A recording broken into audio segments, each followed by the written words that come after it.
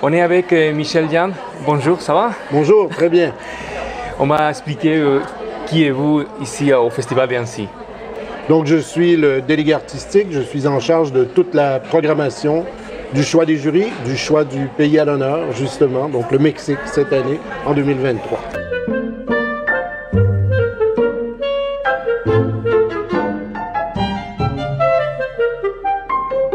Et le Festival d'Annecy, c'est le festival d'animation le plus important du monde, mais c'est vrai que des fois, ce n'est pas hyper connu à l'extérieur d'Europe.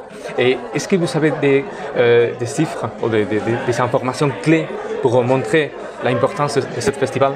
Le Festival d'Annecy, c'est plus de 14 000 accrédités. Bon, on n'a pas les chiffres définitifs pour cette année, mais une croissance qui est remarquable et continue. Pour l'illustrer, cette croissance, je vous dirais que moi, j'ai été nommé délégué artistique du festival en 2012. À ce moment-là, il y avait 7 000 accrédités. Donc depuis, la croissance, elle a été régulière pour dépasser maintenant les 14 000. Donc on a plus que doublé au cours des 11 dernières années le nombre d'accrédités. Le développement, on l'a vu surtout en Asie, en Afrique, et en Amérique du Sud et en Amérique centrale. Ce sont les zones où on a eu de plus en plus de participation. Bon. On le sait, pour toute l'Amérique latine, il y a une quinzaine d'années, c'était quand même relativement marginal la présence des productions à Annecy. Depuis, c'est devenu important et régulier.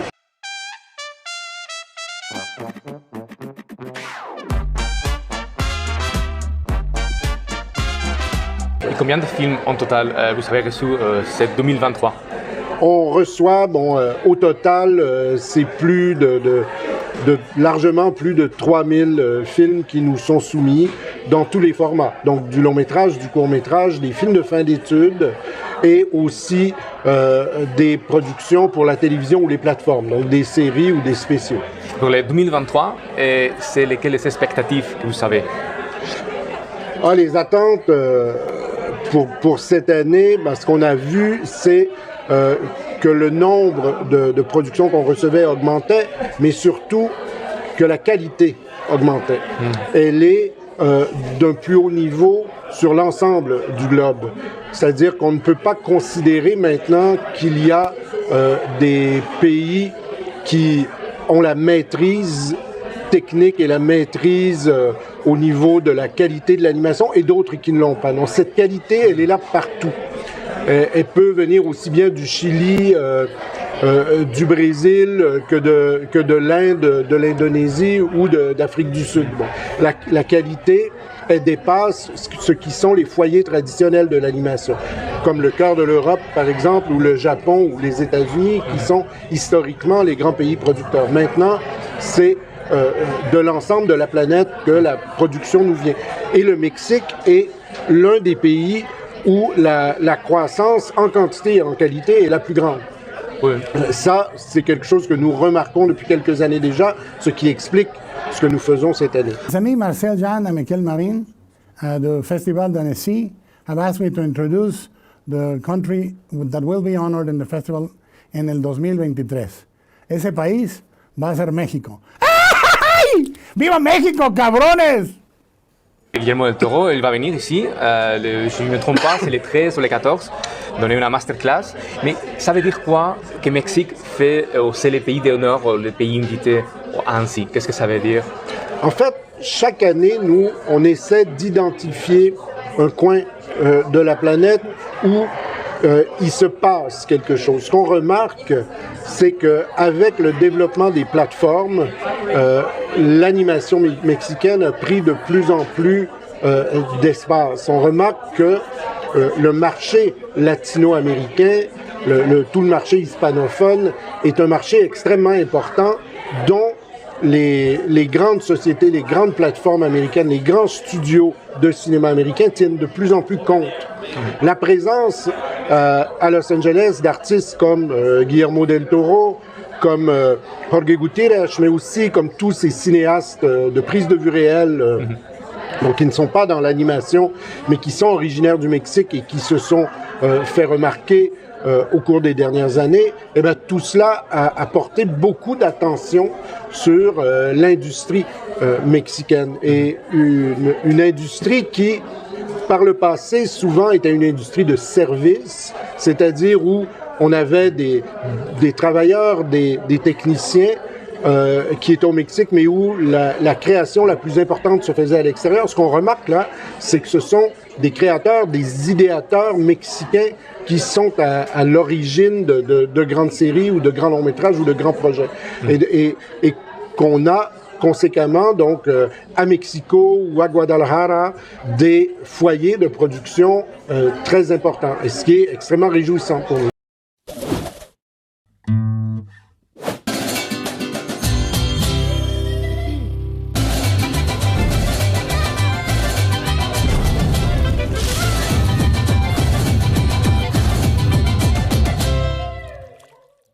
Vous venez de parler de Jorge Gutiérrez, et c'est lui qui a fait l'affiche. C'est lui qui a fait l'affiche, oui. Apparemment.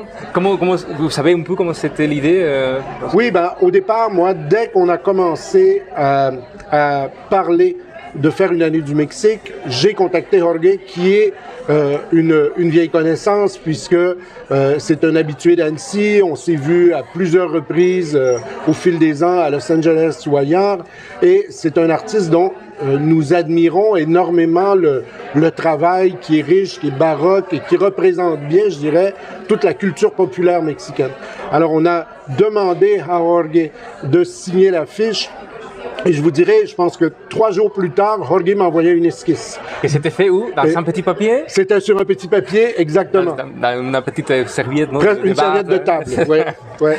C'est intéressant. Et là, bon, on a aujourd'hui cette merveilleuse affiche pleine de couleurs qui sert de base, je dirais, à toute la signature de la ville et qui décore toute la ville. Hello, I am Jorge Gutiérrez, creator with my wife, Sandra Kiwa of El Tigre, The Adventures of Manny Rivera. I was also the director of The Book of Life with Guillermo del Toro as my producer. And most recently, I was the creator of Maya and the Three for Netflix. I am incredibly honored and proud to announce that I will be the godfather, el padrino, of Mifa at Annecy this year. Donc ça veut dire des étudiants encore, non, qui sont en train de finir, mais vous avez mélangé ça avec Guillermo del Toro, qui vient de gagner un Oscar. Donc ça, pourquoi vous avez essayé de mélanger les personnes qui viennent de finir ces études avec quelqu'un comme Guillermo del Toro? Pourquoi ce festival fait ça, le mélange entre... Ce qui est très important pour nous, et ça fait partie, je dirais, de l'histoire d'Annecy, c'est que les grands créateurs d'aujourd'hui, ils ont été des étudiants et ils sont souvent venus à Annecy quand ils étaient étudiants. Des gens comme Michel Gondry, des gens comme Tim Burton, ils sont venus à Annecy quand ils étaient au tout début de leur carrière. Et ils vont grandir avec Annecy et devenir des stars du cinéma mondial. Alors c'est très important que les étudiants d'aujourd'hui puissent rencontrer des gens comme Guillermo del Toro ou comme Jorge Gutiérrez ou comme l'ensemble des grandes stars qui débarquent à Annecy. Guillermo del Toro a déjà été le parrain du MIFA Campus. Cette année, c'est à Jorge Gutiérrez qu'on a demandé de parrainer le campus, c'est-à-dire cette section du marché qui est consacrée aux étudiants. C'est très important pour nous, cette idée de la transmission.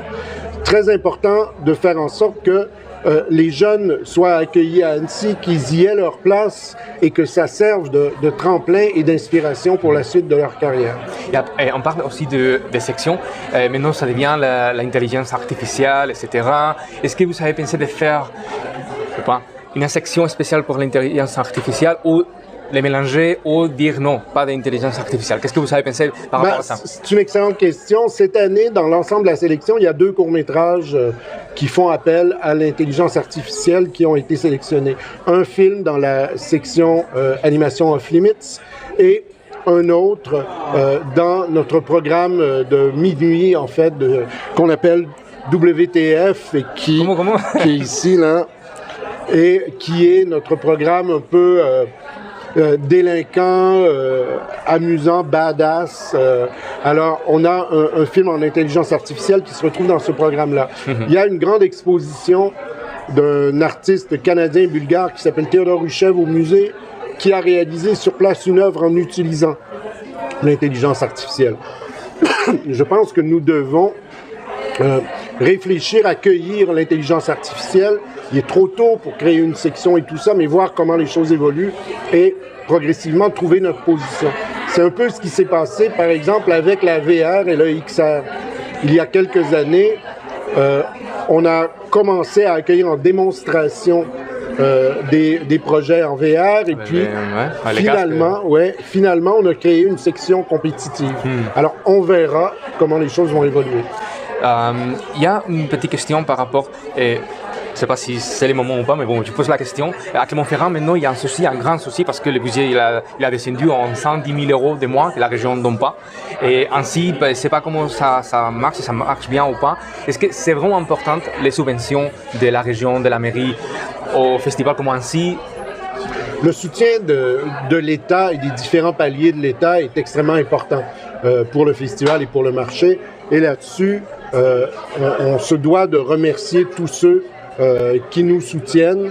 Et ce soutien-là, il n'est pas en diminution. Au contraire, on sent que les différents paliers de gouvernement sont vraiment derrière nous. Alors, évidemment, on est attentif à ce qui se passe du côté de Clermont-Ferrand, mais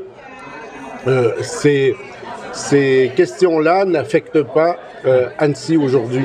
Vous savez, notre configuration, elle est, nous, un peu différente. C'est-à-dire que la présence du marché, toute la filière industrielle autour de l'animation fait en sorte que le profil d'Annecy et de l'ensemble de l'événement est assez différent et incomparable par rapport à d'autres événements. Ouais. Deux questions de plus, c'est fini. Langlois, ils sont ici avec, si je ne me trompe pas, 4 films en long métrage. Wow. Pourquoi? Il y a une explication, c'était juste là. La Hongrie est un pays. Oui, la Hongrie est un pays où l'animation a toujours été dynamique depuis plusieurs années. Au cours des dernières années, on a vu quand même une certaine progression.